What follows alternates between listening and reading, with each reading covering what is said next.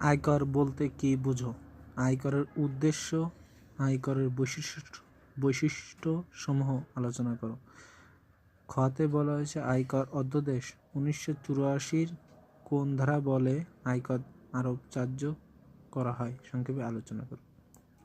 প্রথমে জানবো আয়কর কি, তারপরে আয়করের উদ্দেশ্য, আয়করের বৈশিষ্ট্য।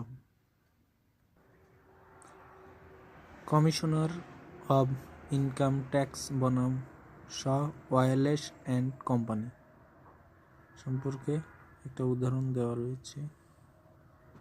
তারপর হচ্ছে আয়ের বৈশিষ্ট্য, রাজস্ব আয়, জাতীয় মুনাফা প্রাপ্তি নির্ণয়, অর্থ আকারে প্রাপ্তি, নিয়মিতভাবে প্রাপ্তি, অপর ব্যক্তি হতে প্রাপ্তি, সুনির্দিষ্ট খাত উৎস। তারপর হচ্ছে খ দাগে বলা হয়েছে আয়কর আরোপ চার্জ।